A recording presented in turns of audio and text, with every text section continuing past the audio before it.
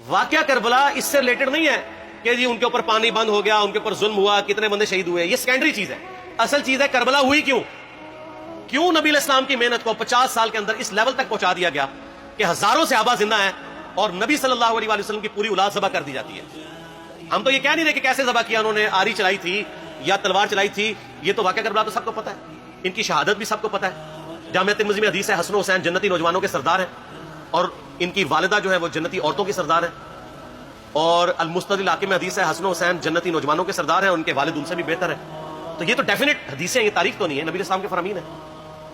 تو ان کی موجودگی میں ان کے ساتھ یہ کچھ کیا جائے تو ہم نٹی گریٹیز میں نہیں پڑھتے، ہم اس تھیم کے اوپر کہ یہ کون سی چیز تھی جس نے خلافت راشدہ کو ملوکیت میں بدل دیا، ہم اس تھیم کے اوپر بات کرتے ہیں. ہم کہتے ہیں چھوڑ دیں، بندے ہندے چھوڑیں.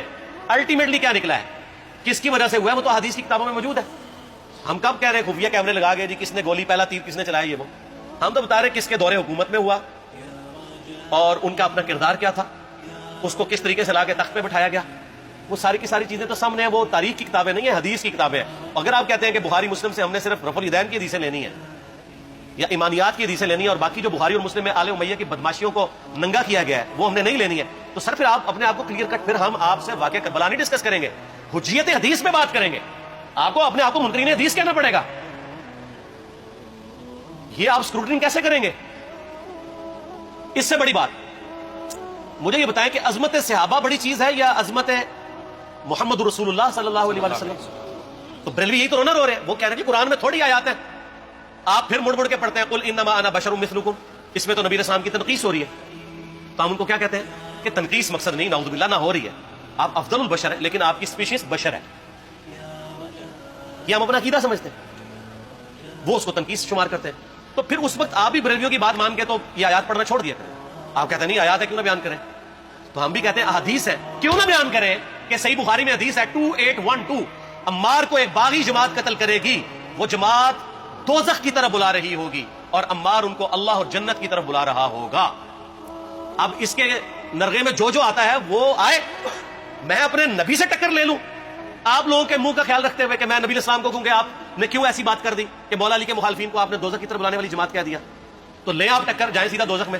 اور تھوڑی جرت کرے آپ یہ کہا کریں کہ اے اللہ، اپنے لیے کہا کرے کہ اللہ تعالیٰ آپ کا حشر یزید اور یزید کے آباء و اجداد کے ساتھ کرے اور اس کی اولاد کے ساتھ. ہم کہتے ہیں کہ اللہ تعالیٰ ہمارا حشر جو ہے وہ مولا حسن حسین، مولا علی علیہ السلام اجمعین اور اہل بیت کے ساتھ کرے، آمین. اور آپ میں تو اتنی جرت نہیں آپ یہ بات بھی کر سکیں کیونکہ ان کو پتہ ہے. تو نبی علیہ السلام کی احادیث کو بیان کرنے کو یہ سمجھتے ہیں کہ جی اس سے مصیبت کھڑی ہو جائے گی، تو اپنے آپ کو منکرین حدیث ڈکلیئر کریں. پھر حجیت حدیث کا مقدمہ ڈسکس ہوگا، پھر کربلا نہیں ڈسکس ہوگی.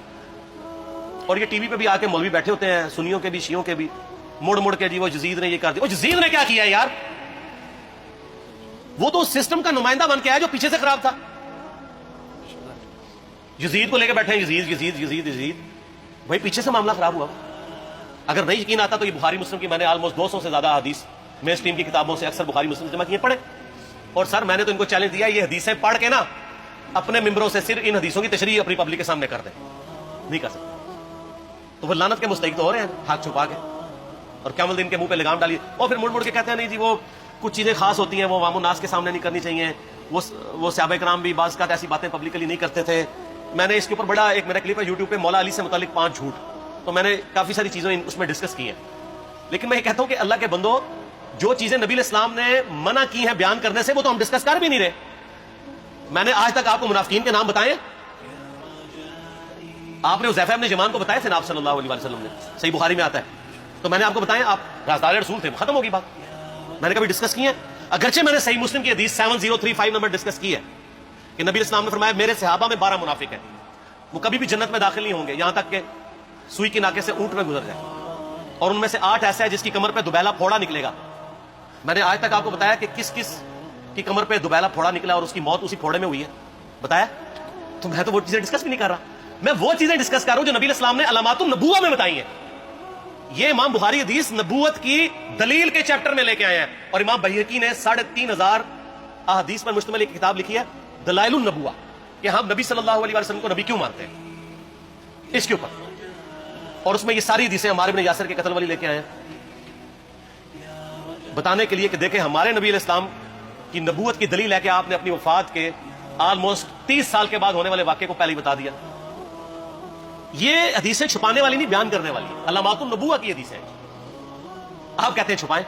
اگر کوئی حدیث دنیا میں نہیں چھپائی جا سکتی نا تو علامات النبوہ والی حدیث ہے، کیونکہ وہ تو نبی صلی اللہ علیہ وسلم کی نبوت کو جسٹیفائی کرتی ہے.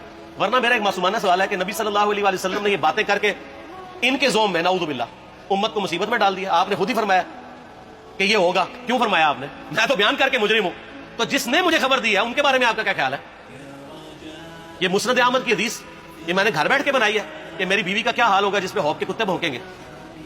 تو سیدہ عائشہ سے مجھ سے زیادہ نبی الاسلام کو محبت تھی، لیکن آپ اللہ کے پیغمبر تھے، آپ نے اپنے گھر کی خبر بھی نہیں چھپائی، بتا دی یہ ہوگا. اور اس سے بڑھ کے آپ صحیح بخاری میں دیکھیں عمار بن یاسر کا خطبہ ہے. میں نے یہ سارا، پریشان نہیں ہونا، یہ ریسرچ پیپر میں سارا کچھ موجود ہے اور کوئی چیز بھی ایسی نہیں جو اس میں اسکپ ہو. صحیح بخاری میں خطبہ ہے کہ عمار بن یاسر کو مولا علی نے بھیجا کوفے میں. کوفے والے نیوٹرل ہو گئے تھے کیونکہ بصرہ سے سیدہ عائشہ آ رہی تھی اور وہاں پہ انہوں نے کہا نہ ہم سیدہ عائشہ کا ساتھ دیں گے نہ مولا علی کا دیں گے. تو عمار بن یاسر کو تیار کرنے کے لیے، یعنی وہاں کے جو عوام تھی اس قتال کے لیے، مولا علی نے بھیجا.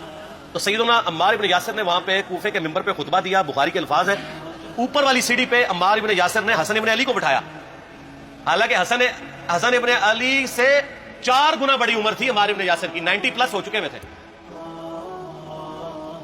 3-4 گنا ان کی عمر تھی، لیکن اہل بیت کا احترام کیا. خود نچلی سیڑھی پہ بیٹھے. بخاری کے الفاظ ہیں کہ اے لوگو اللہ نے تمہیں آزمایا ہے، ایک طرف دنیا اور آخرت میں تمہارے نبی کی بیوی ہے سیدہ عائشہ، دنیا اور آخرت میں، یعنی عزت اپنی جگہ قائم. یہاں لوگ سمجھتے ہیں کسی کی غلطی آ گئی تو پتہ نہیں کیا ہو گیا. وہ یار اس کا مرتبہ اپنی جگہ، غلطی اپنی جگہ ہے، پیغمبر نہیں ہے وہ. اور دوسری طرف علی ابن ابی طالب ہے. اللہ اب دیکھے گا تم عائشہ کی اطاعت کرتے ہو یا اللہ کی. علی کی نہیں، اللہ کی. کیوں؟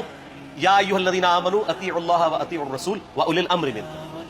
ان کا اولو الامر مولا علی ہیں، ان کی اطاعت واجب ہے. یہ اللہ نے آزمایا کہ اللہ کی اطاعت کرتے ہو یا عائشہ. صحیح مسلم کی حدیث 6488 آدھی بیان کرتے ہیں سارے مولوی، بریلوی، دیوبندی، اہل حدیث سب. میرے صحابہ کو برا مت کہو. اگر تم میں سے کسی نے احد پہاڑ کے برابر بھی سونا خیرات کر دیا اور میرے صحابہ نے 1 مد یعنی 600 گرام خیرات کی، آدھا کلو، اس کے آدھے کو بھی نہیں پہنچ سکتا بس. حالانکہ یہ مسلم کی حدیث سٹارٹ اس سے ہوتی ہے کہ عبد الرحمن بن عوف کو خالد بن ولید نے گالیاں دی جھگڑے کے دوران، حالانکہ دونوں مسلمان تھے، دونوں صحابی تھے. آپ نے حضرت خالد بن ولید کو بلا کے ڈانٹا، فرمایا تم میرے صحابہ کو برا مت کہو. تو خالد بن ولید نے تو آگے سے نہیں کہا حضور میں بھی صحابی ہوں.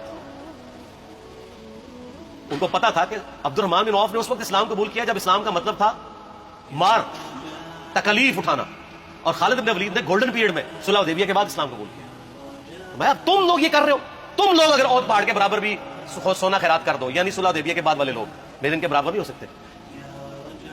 اور جو فتح مکہ پہ معافی مانگ کے مسلمان ہوئے ہیں طلقاء، مؤلفۃ القلوب، آل امیہ، ان کا تو لیول ہی کچھ نہیں ہے. یہاں تو خالد بن ولید کے بارے میں یہ بات کی جا رہی ہے. اور پھر وہ مؤلفۃ القلوب اپنے زمانے میں ممبروں پہ سب و شتم کروائیں سیدنا علی پر. تو سب سے پہلے تو ان کو کہنا چاہیے جن کے بارے میں حدیث تھی کہ تم صحابہ کو گالی مت دینا. ہم نے تو خیر کبھی دی بھی نہیں ہے. اور میں یہ آخری جملہ ان کو ایسا بولتا ہوں کہ جو ان کے دماغ کا ڈرل کر جائے گا کہ آل امیہ نے جو کچھ اپنے دور کے اندر سیدنا علی کی گستاخیاں کی ہیں نا، ہم نے تو ویسی کوئی ایک گستاخی بھی آل امیہ کے بارے میں نہیں کی ہے. میں نے آج تک آل امیہ کے اوپر بائی نیم کسی کے اوپر لعنت کی ہے؟ حالانکہ یہ مولا علی پہ کرتے رہے. یہ ہے لعنتی خود ہو گئے نا، جب مولا علی پہ لعنت کی تو لوٹ آئی. مسند ابی یعلا میں صحیح سند کے ساتھ حدیث موجود ہے، مسند احمد میں بھی موجود ہے کہ سیدنا علی کو جس نے گالی دی اس نے رسول اللہ کو گالی دی صلی اللہ علیہ وسلم. جب ام سلمہ نے کہا تھا، شیخ زبیر صاحب نے اس کو تحکیم میں صحیح لکھا ہوا ہے فٹ نوٹ کے اوپر، کہ لوگوں تمہارے ممبروں پر رسول اللہ کو گالیاں دی جاتی ہیں، تو انہوں نے کہا معاذ اللہ، ہم کب کہیں گے، ایسا نہیں ہو سکتا. تو ام سلمہ نے کہا تم لوگ علی اور اس سے محبت کرنے والوں پہ گالی گلوچ نہیں کرتے ہو کیا؟ جبکہ میں نبی کی بیوی کہتی ہوں کہ سب سے زیادہ رسول اللہ سے محبت، سیدنا علی سے محبت نبی صلی اللہ علیہ وآلہ وسلم کرتے تھے. لہٰذا جب یہ تم کہتے ہو نا علی پر لعنت، علی سے محبت کرنے والوں پہ لعنت، تو یہ لعنت تو تم نبی علیہ السلام تک لے کے جا رہے ہو نعوذ باللہ، کیونکہ علی سے محبت کرنے والا پہلے نمبر پہ نبی صلی اللہ علیہ وآلہ وسلم ہے. اور پھر کہتے ہیں سب کا مطلب تنقید ہے. اور نہ پرانیاں گلاں، پرانے بابے، پرانے بزرگ، جھوٹے ہو. صحیح مسلم کھولو 6229 غدیر خم سے اگلی حدیث، لعن اللہ ابا التراب کے الفاظ ہیں، مٹی والے ابن ابی طالب پر لعنت، یہ الفاظ موجود ہے. سب کا ترجمہ لعنت ہی ہے، تنقید نہیں ہے. اچھا پھر میرا معصومانہ سوال ہے کہ اس کا مطلب ہے صحابہ پہ تنقید کرنا اچھا کام ہے؟ کہیں گے نہیں. تو بتاؤ یہ برا کام کون کرتا تھا؟ شیعہ کا ابا کون ہے؟ رافضیوں کا ابا کون ہے؟ آل امیہ.